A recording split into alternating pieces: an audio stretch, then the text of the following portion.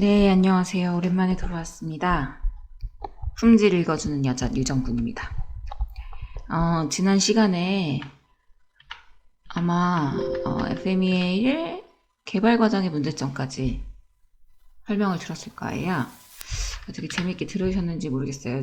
제가 그 자막 작업을 처음 해봤는데 시간이 엄청 걸리더라고요. 4시간 걸린 것 같아요. 10분짜리 비디오에.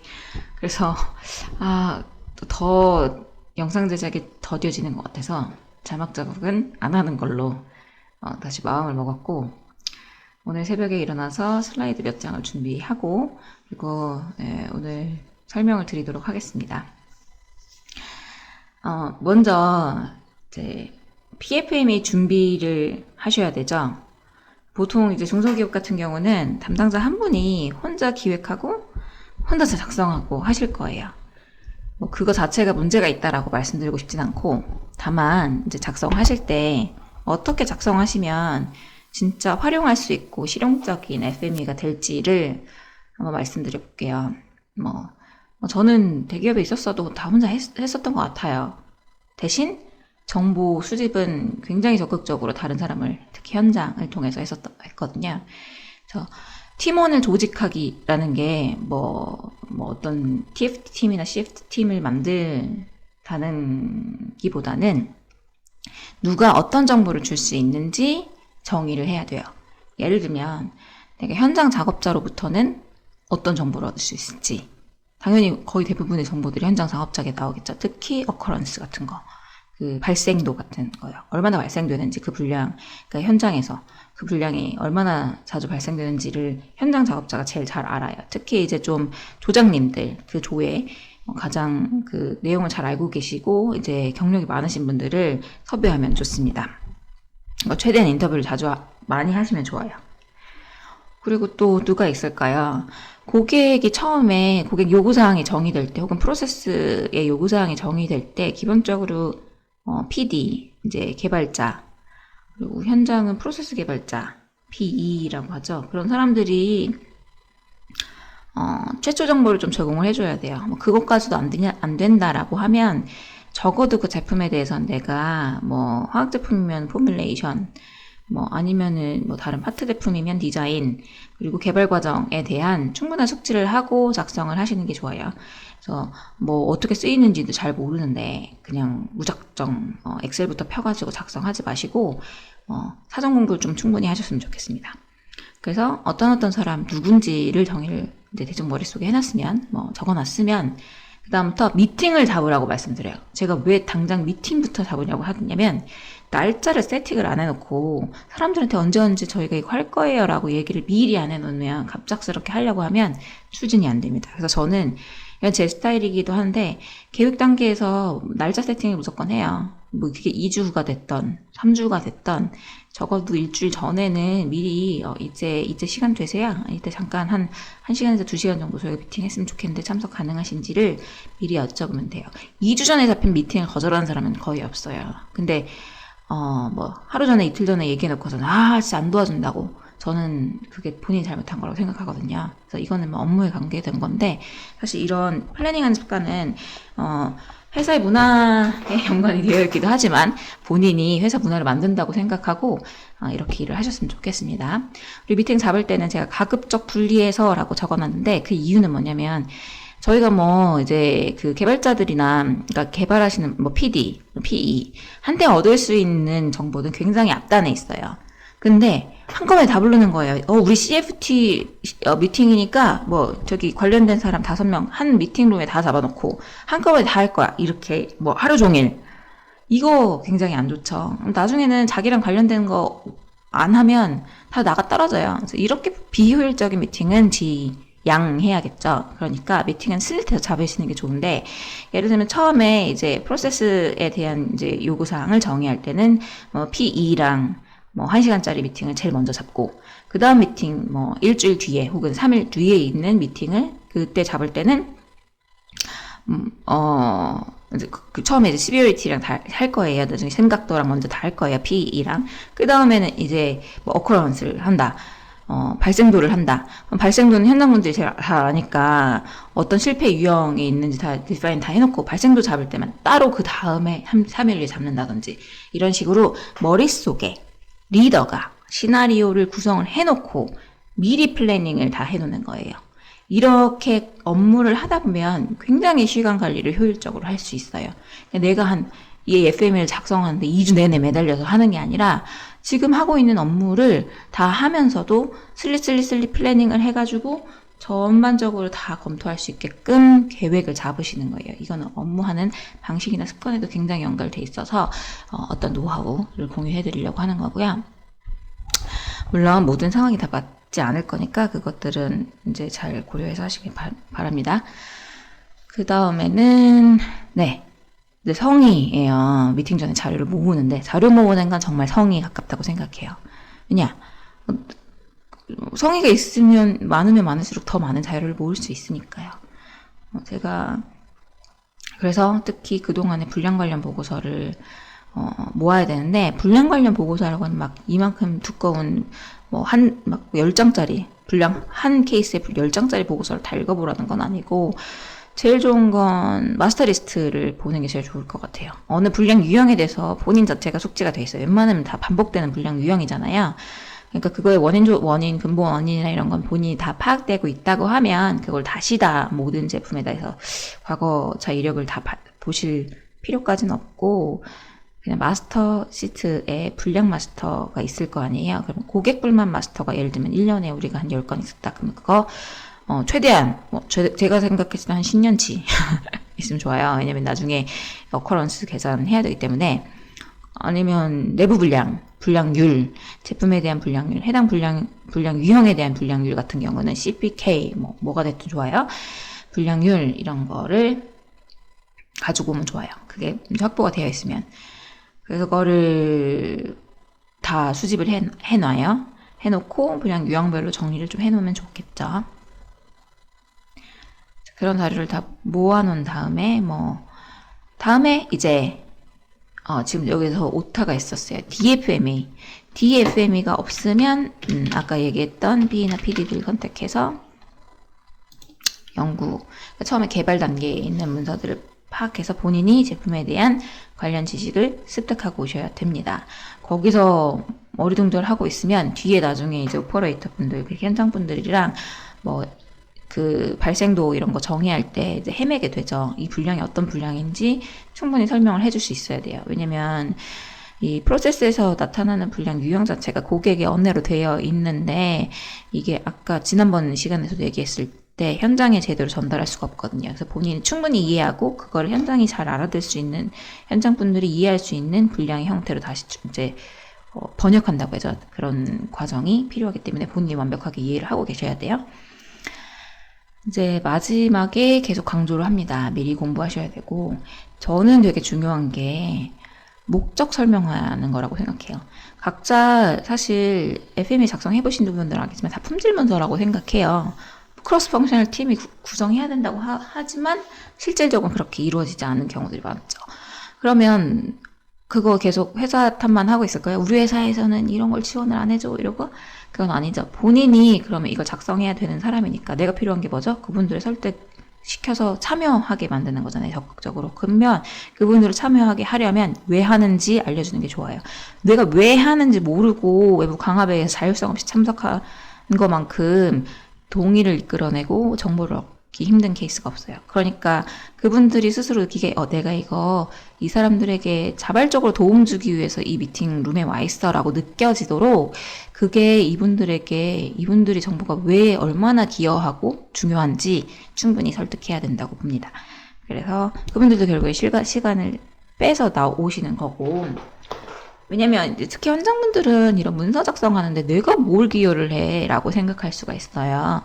그러면 결국에는 미팅룸에 오는 거를 당연히 생산 팀장들한테 다 미리 이제 동의를 구하긴 하겠지만 그래도 본인들을 설득을 하는 과정을 생략하지 않았으면 좋겠어요. 그렇게 해서 이제 진행을 하실 건데 이거는 어떤 그 영어 자료에서 가져온 거예요. 그래서 크게 다르지 않을 것 같아가지고 제가 이걸 토대로 설명을 드릴 거예요. 제일 먼저 제가 이거를 볼게요. 왼쪽부터 오른쪽으로 작성하신다고 했잖아요. 이 순서를 쭉 나중에 이제 뭐 스토리텔링이라고 하죠. 스토리처럼 엮어가서 상상하시면 좋아요. 제일 먼저 중요한 게 뭐죠? 우리가 모든 문서는 왜 만드냐? 그러면 이 PPAP는 왜 만들고, FM이 왜 만들고, 모든 문서는 왜 만드냐? 다 무조건 고객이에요. 우리의 목적은 고객이에요. 우리가 있는, 품질 부서가 있는 목적은 고객이에요. 그쵸? 그래서 요구사항, 고객 요구사항의 정의가 제일 먼저 되죠. 여기에 공정 단계 기능이 왜 추가가 됐냐? PFM에는 프로세스 FM이에요. 고객은 우리의 프로세스에 관심이 없어요. 그쵸? 근데 왜 그런 프로세스 FMEA를 하냐? 어쨌든 제품은 프로세스에서 나오기 때문이에요. 그 고객이 요구하는 사항이 공정에 어떻게 얼라인 되어 있는지 정리를 하는 거죠, 우리가. 그래서 해당 각 쪼개놓은 프로세스에서 고객 요구사항이 어떤 식으로 반영이 됐는지를 가장 먼저 정의를 하게 됩니다. 그러면 고객 요구사항이 공정 각 기능, 각 단계에 어떤 식으로 반영이 되어 있는지를 우리가 적으려면, 그죠? 공정을 알아야겠죠. 그죠? 공정이 어떻게 구성되어 있는지.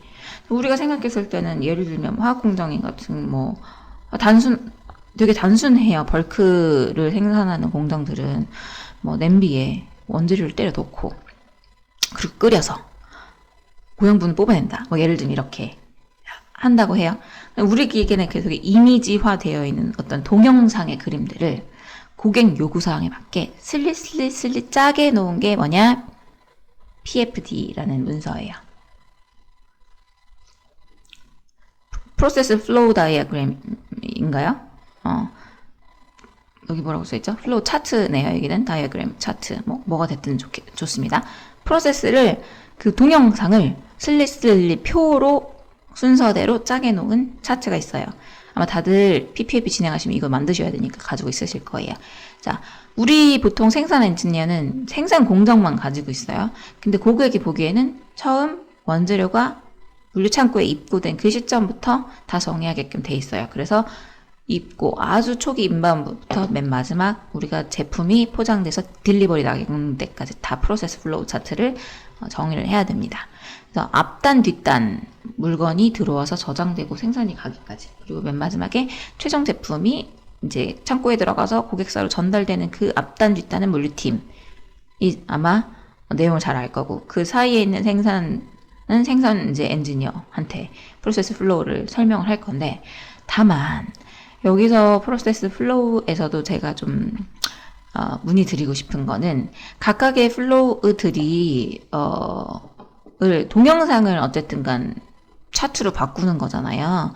어떤 단계로 끊을까가 되게 좀 고민이 되실 거예요. 단계를 끊을 때. 그냥 예를 들면 조립 단계, 조립 이렇게 넣어버릴 수 있어요.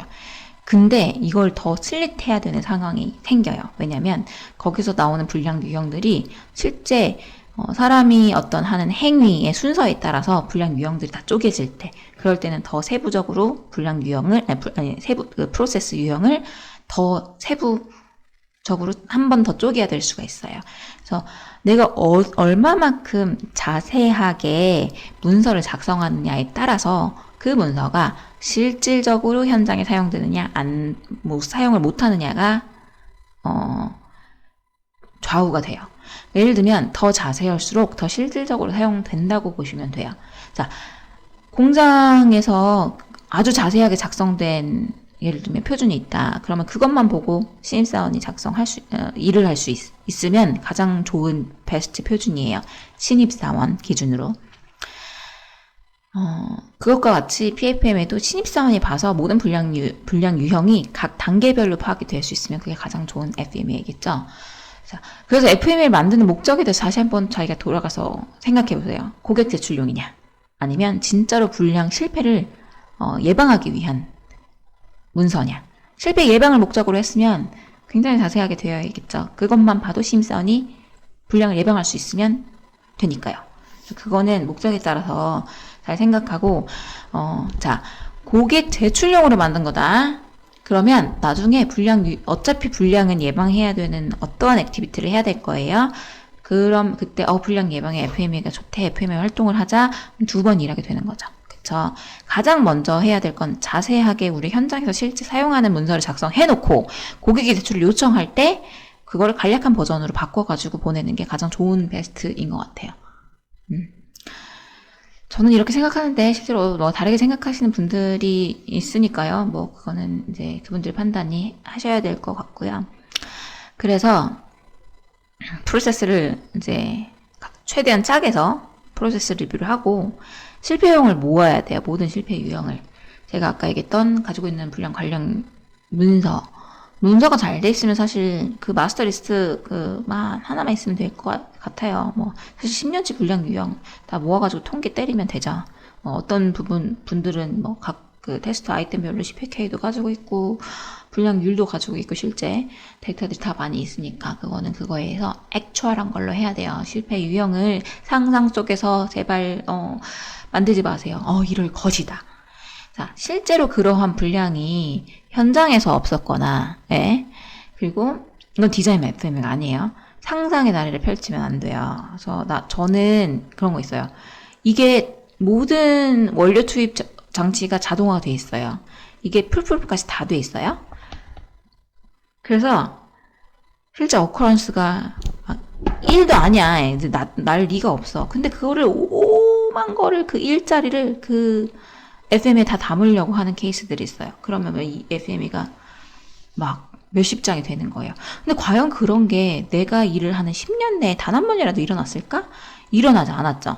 심지어 회사가 30년씩 운영되고 단 한 번도 경험하지 않은 것들을 그냥 이럴 가능성이 이렇게 디자인되어 있어요. 디자인되어 있는 용어로 그냥 다 나열하는 경우들이 있어요. 근데 저 생각은 그렇게 어커런스가 진짜 1이 안 되는 1이다. 그러면은 굳이 거기에다가 다 포함시켜야 되나? 저는 이런 생각이 있어요. 그래서 제 의견입니다. 실제 활용하는 문서를 만들려면 상상의 나래를 펼치지 않아야 됩니다. 그래서 제가 더 가지고 있는 문서를 활용하라고 말씀을 드리는 거예요. 실제 적어도 10년 회사에서 가장 오래 다니는 사람이 이런 문제가 있었던 것을 기억하고 있는 수준에서까지만 기술하셨으면 좋겠습니다. 그리고 그 다음에는 영향을 리스트업 해야 돼요. 이제 유형 다음에 영향이에요. 여기 잠재적 고정 형태라고 했죠. 그 불량 유형을 쭉 했으면 그 해당 불량이 일어났을 때 그래서 어떻다더라. 고객님이 어떤 불편함을 겪는다. 라는 고객의 언어로 설명을 해주셔야 됩니다.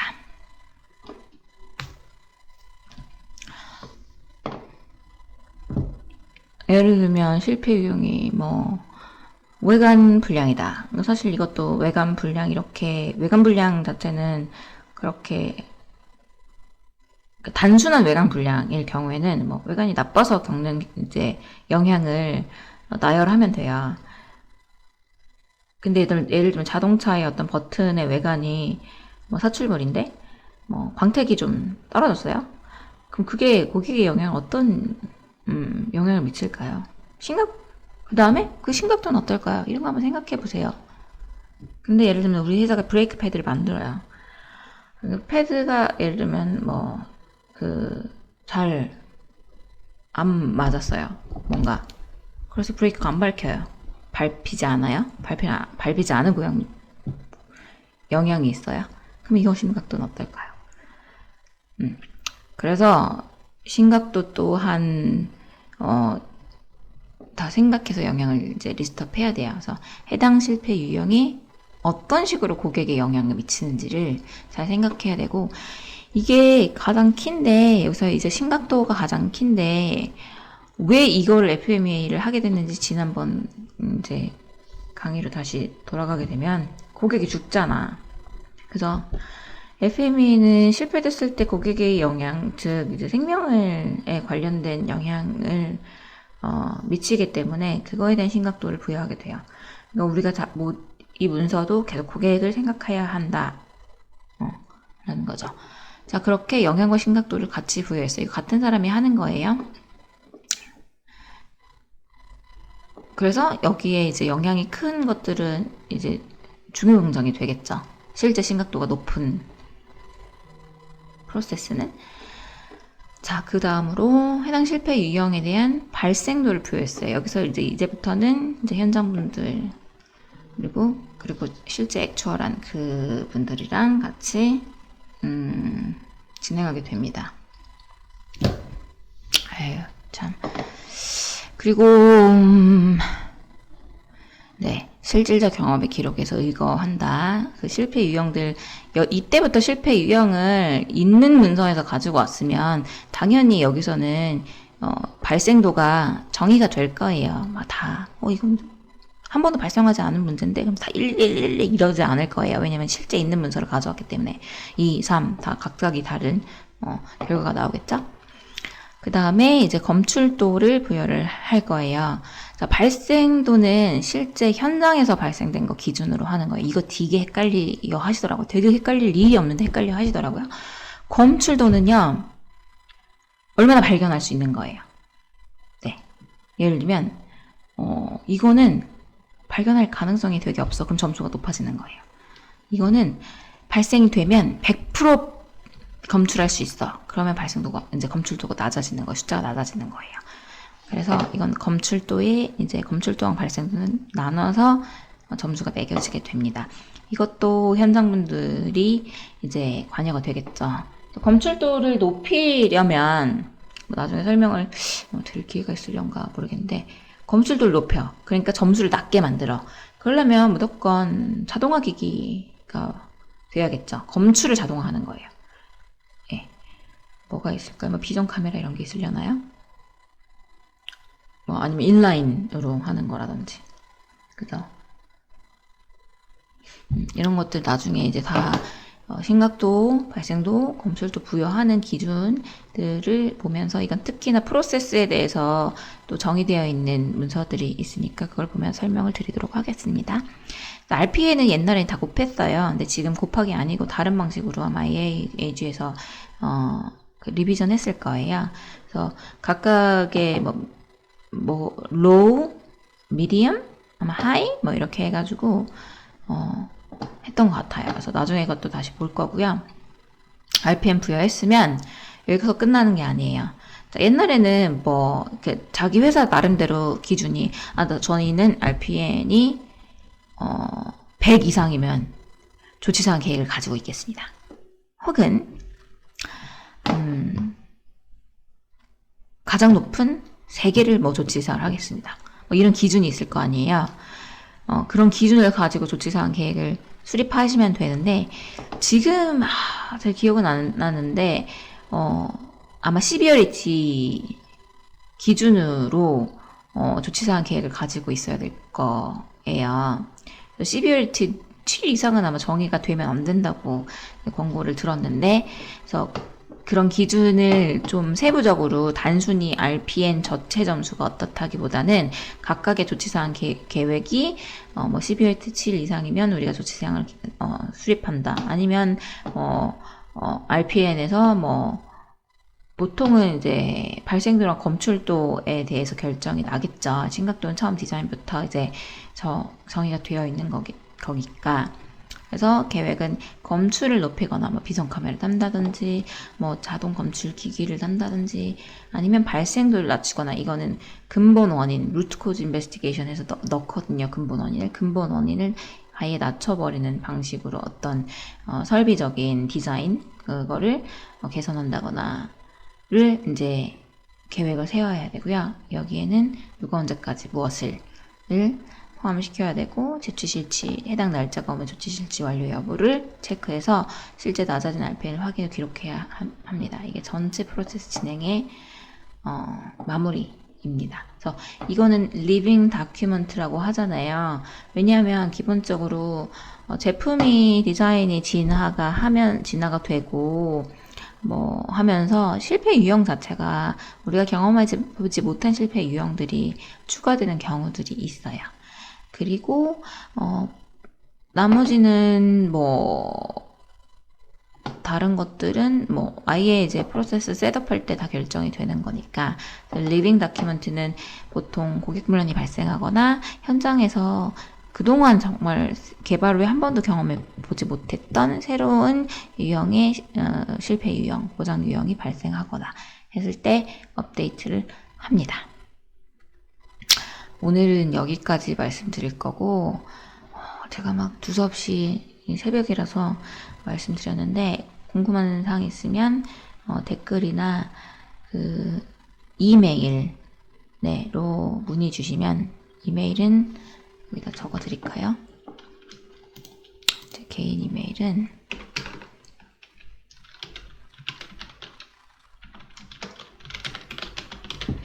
여기로 문의 주시면 답변 드리도록 하겠습니다. 다음 FMEA는 아마도 이거를 해야 될 것 같아요. 심각도, 발생도, 검출도의 기준 설명 드릴게요. 마지막으로 제가 하나 보여드리고 싶은 게 있었는데 바로 여기에요. 저희가 구글에서 AIAG FMEA라고 검색을 하면 맨 위에 나오는 게 지금 AIAG거든요. 그래서 저 클릭하고 들어가 봤어요. 약간. 그래서 뭐가 나오나 한번 궁금해가지고 봤는데 갑자기 저 인터넷이 왜 이러니? 네, 이런 정보들이 나와요. 네, 코어툴 밑에 FM이 있네요. 그쵸? 코어툴 중에 하나니까. 이거는 AIG VDA FMEA 4th Edition. 자, 돈 주고 사는 얘기죠. 다 돈 주고 사는 얘기예요. 4th Edition이 나왔답니다. 자, 여기 설명에 하냐. Failure Mode and Effect Analysis FMEA is an analytical methodology 래요. 그 분석적인 방법이래요. Used to ensure that potential problems have been considered and addressed throughout the product and process development process. 제품과 프로세스를 개발하는 전 분야에 걸쳐서 고려되고 이제 address 된 모든 potential problem, 예상된 문제들, 잠재적 문제들을 이제 확실히 하기 위해서 사용한대요. Part of the evaluation and analysis is the assessment of the risk. The important point is that a discussion is conducted regarding the design, design FM은 오늘 얘기하지 않았죠. Review of the function and any changes in application and the resulting risk of potential failure. 이렇게 FMEA 왜 쓰는지 이렇게 설명을 해줬네요. 네, New FMEA 핸북이 이제 나왔답니다. 좋답니다. 느낌이 빡빡. 그래서 이런 것들이 이 블랙 포인트들이 변경된 점이에요. 완전 리바이즈 됐는데 severity 쪽에 이 평가 RPM 계산하는 테이블이 완전 리바이즈 됐어요. 예. 다음에 이제 설명하려면 제가 리바이즈 된 버전으로 RPM 이제 설명해 드려야겠네요.